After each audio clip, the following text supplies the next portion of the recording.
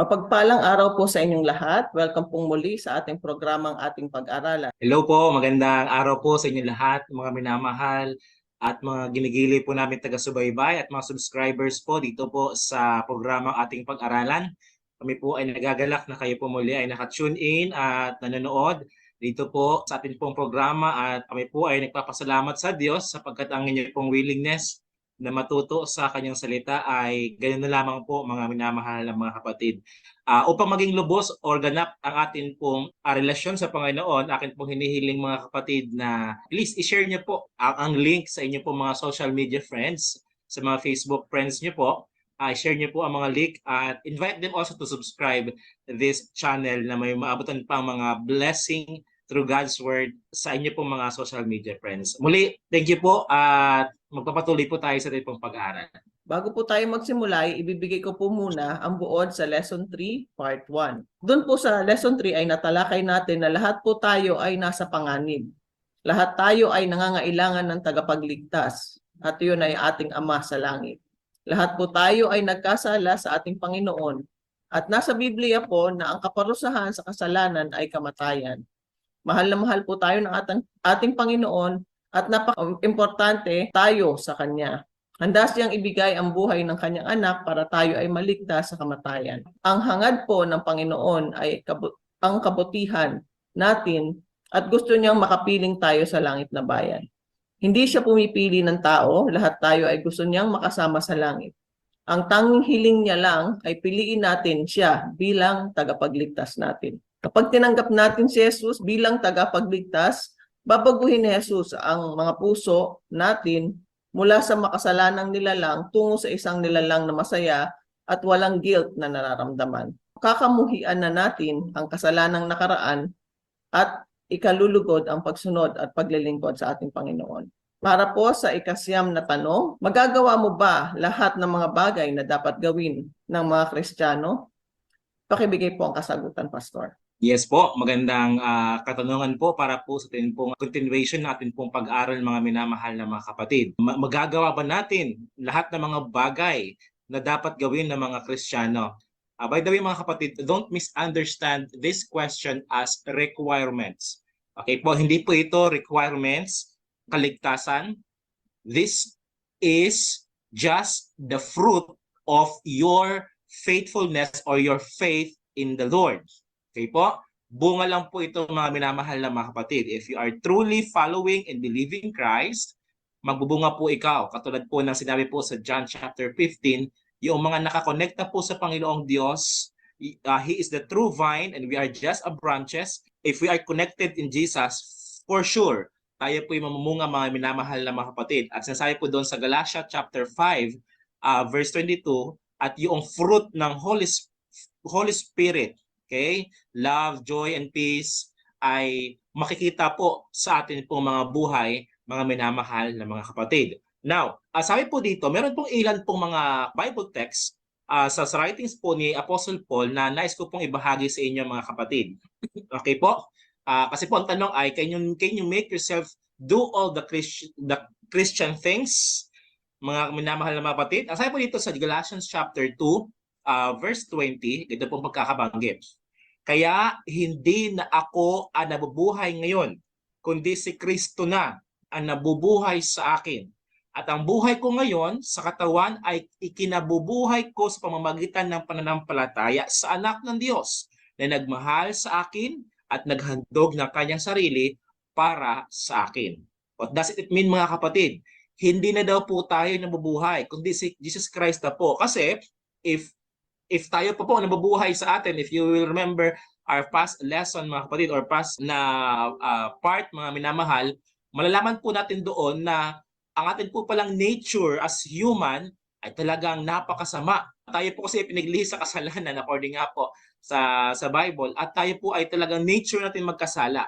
But if Christ is living in us, mga minamahal na mga kapatid, tayo po ay hindi na mamumuhay according po sa ating laman, kundi sa biyaya ng Panginoong Diyos. Salamat po, Pastor. Gusto ko lang po magdagdag ng kaunti. Kapag tinanggap na natin si Jesus bilang tagapagligtas, sabi nga po kanina ni Pastor, hindi na tayo ang naninirahan sa ating katawan kung hindi si Jesus.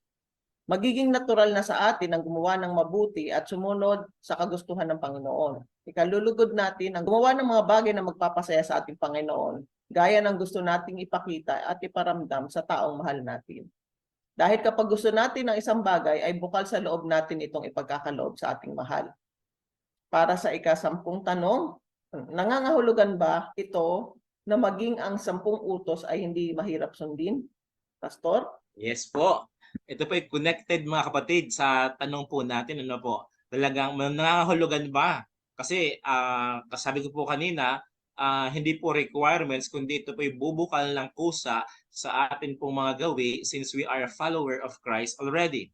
Now, nangangahulugan po ba na ang 10 utos na binabanggit po sa New and Old Testament mga kapatid ay hindi na po mahirap pong sundin? Dito po ang sinasabi mga minamahal na mga kapatid dito po sa John chapter 14 verse 15. Ito po ang sinasabi, Juan 14:15. Kung ako'y inyong iniibig, ay susundin ninyo ang aking mga kautusan. Ano daw po mga kapatid? Nandun po yung pinaka-main thought. If we love God, sabi po sa English, if you love me, keep my commandments. Alam niyo po mga kapatid, nakakalungkot lang pong malaman or marinig sa ibang mga mananampalataya na hindi daw po ito 10 utos. The context is not 10 commandments. Of course, it is not. Pero mga kapatid, the moral law of God, the foundation of the government of God is rotating in the 10 commandments.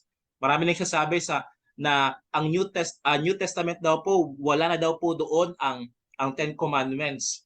Sabi ko naman din, di pwede na palang pumatay, pwede na palang mga lunya, pwede na palang magnakaw. Kasi wala na daw po sa 10 commandments. No, the 10 commandments still exist, mga minamahal na mga kapatid, and it's still being obeyed, mga minamahal na mga kapatid. Why? Because ito po ay Christian standard po na kung ikaw ay followers of Christ, ikaw po talaga ay hindi na po mahirap sumunod sa 10 commandments. Kasi bakit may mga taong kinukulong pa rin pag nakapatay? Kasi po ang 10 commandments is still relevant on our days. Okay po? Mahirap pang sundin? No, it's not. Mga kapatid, hindi po mahirap sundin ang alin po, ang 10 commandments. Isa pa pong text na nais ko pong i-share po sa inyo dito po sa 1 John. Okay po, 1 John chapter 5 verse 3. Dito po sinasabi mga kapatid, 1 John chapter 5 verse 3. Sapagkat ang tunay na pag-ibig sa Diyos ay ang pagtupad sa kanyang mga utos. Hindi naman napakahirap sundin ang kanyang mga utos. Mga kapatid, si John the Beloved is one of the disciples of Jesus. Mga kapatid, sa kanya, parang sa kanya, hindi nga na napakahirap sundin ang kanyang utos. Kasi po, sabi po sa atin po unang binasang teksto para po sa tanong po na ito, if you love me, keep my commandments. Ang napakadali po na sumunod sa utos ng Panginoon if love is there. Salamat po, Pastor. Ang pagsunod sa 10 utos upang makamit ang kaligtasan ay palaging nagre-resulta sa kabiguan. Dahil hindi tayo maliligtas dahil sa pagsunod sa 10 utos. Ngunit ang taong tumanggap ng kaloob ng kaligtasan ay nalulugod sa pagtahak sa landas ng pagsunod sa mga batas ng Diyos. Para sa ika-11 tanong, paano mo matitiyak na ang pagsunod sa 10 utos ay hindi legalism? Pastor? By the way, ito pong tanong na ito ay mostly po na-encounter ng inyong pong lingkod. Pag ako po nagbibigay ng Bible study or nag-share ng salita ng Panginoon. Kasi po pag tumating na po kami sa topic ng 10 utos or mga kautosan ng Panginoong Diyos, lagi po nilang sinasabi, that is just a law of Moses. Ito po yung legalism. Okay po? Now, paano nating masusunod or how can we be certain that keeping the 10 commandments is not legalism? Again, mga kapatid, love is the key word para hindi po maging legalism or yung tinatawag na stricto. Yung ibang term po kasi ng mga kapatid, yung para bagang you are saved by your works. How can we do that, mga kapatid? Sabi po dito sa Revelation, ang huling aklat po ng Biblia, sa Apocalypse chapter 14 verse 12. Dito po ang binabanggit, mga kapatid. 14 verse 12 ng Apocalypse. Ito ay panawagan na magpakatatag ang mga hinirang ng Diyos ang mga sumusunod sa mga utos ng Diyos at nananatiling tapat kay Jesus. Meron daw pong panawagan mga kapatid. Okay po, sa English po, ang kanyang translation ay ito po. Here is the patience of the saints. Here are those, meron lang pong ilan, those who keep the commandments of God and the faith of Jesus. Mga kapatid, hindi po ito legalism because the trademark of those who really follow God and the faith of Jesus ay yun pong sumusunod, who keep the commandments of God. Mga minamahal, this is not legalism. This is about the trademark, or kasi po ang Panginoon Diyos ay nagsasabi, meron akong palatandaan sa kanila. Even in the New Testament, mga kapatid, sabi niya po, doon po sa aklat ng Lucas, if I'm not mistaken, sabi ng Panginoon na, I know my sheep and my sheep knows me, my sheep knows my voice. Mga kapatid, ibig sabihin, meron po talagang mga tupa ang Panginoon out of the goats. Okay? Nakapabilang sa mga kambing. May mga tupa po ang Panginoong Diyos. Tawag po dito na kanyang kinikilala, mga minamahal na mga kapatid.